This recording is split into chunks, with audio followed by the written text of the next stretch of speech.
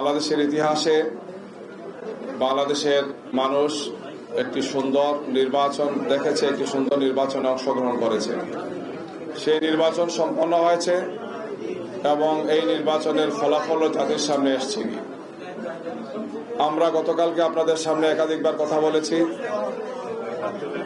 বাংলাদেশ জামাত ইসলামীর পক্ষ থেকে আমরা নির্বাচন কমিশনেও গিয়েছিলাম, সেখানে আপনাদের সাথে কথা হয়েছে। এই নির্বাচনের পরে আজকে বাংলাদেশ জামাত ইসলামীর আমির জনাব ডাক্তার শফিকুর রহমান আমাদের কেন্দ্রীয় নির্বাহী পরিষদের বৈঠক ডেকেছেন। বেলা 5টায় এই বৈঠকটি আরম্ভ হয়েছে।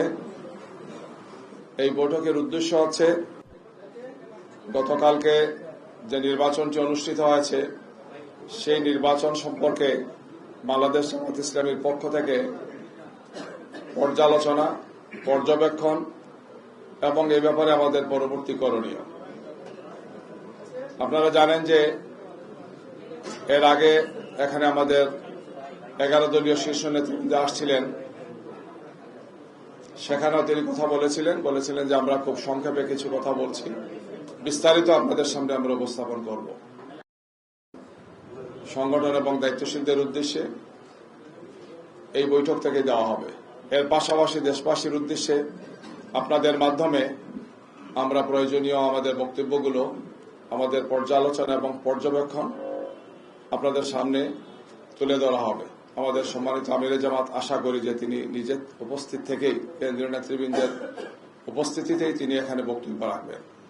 তো যেহেতু এটি খুবই গুরুত্বপূর্ণ সময় আমরা বসেছি, আমাদের সর্বোচ্চ ফোরাম, নির্বাচন সংশ্লিষ্ট সব বিষয় এখানে আলোচনা হবে। অলরেডি আলোচনা আরম্ভ হয়েছে, আলোচনা চলছে পর্যায়ক্রমে অনেকগুলো বিষয়, যেহেতু তো শেষ হতে একটু সময় লাগবে আর কি।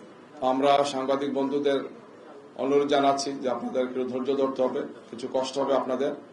আমরা আপনাদের সামনে প্রয়োজনীয় আমাদের যে সমস্ত দিক নির্দেশনাগুলো বা আমাদের পর্যবেক্ষণগুলো আপনাদের সামনে উপস্থাপন করা হবে। আজকে এই পর্যায়ে আমি কোনো প্রশ্ন নিচ্ছি না, যেহেতু সরাসরি আমাদের আমিরে জামাত এবং কেন্দ্রীয় দায়িত্বশীল সবাই উপস্থিত আছেন, তাদের পক্ষ থেকেই কথা বলবেন। আমাদের আজকের এই বৈঠকটি একান্তভাবে জামাত ইসলামীর কেন্দ্রীয় নির্বাহী পরিষদের বৈঠক। এটাও আমাদের একটি পরিকল্পনায় আছে যে আমরা জোটের একটি বৈঠক হবে এবং জোটের শরিক দলও এই নির্বাচনে তাদের পর্যবেক্ষণ, তাদের বিশ্লেষণ এবং করণীয় সম্পর্কে প্রতিটি দল তার স্ব অবস্থান দেয়া করবেন। পরবর্তীতে জোটের বৈঠকের মাধ্যমে আরো কিছু বক্তব্য আপনাদের সামনে পেশ করা হবে। সেটাও আজকে হয়তো আমরা সমন্বয় করে, সম্ভব হলে আজকেই বলা হবে অথবা আগামীকালকে আপনারা জানবেন যে জোটের পক্ষ থেকে বক্তব্যটা কি। আপাতত এই হচ্ছে আমাদের বক্তব্য এবং আমরা আশা করি রাত 10টার মধ্যে আপনাদের সামনে আমাদের এই বৈঠকের পর্যবেক্ষণগুলো আপনাদের সামনে তুলে ধরতে পারব।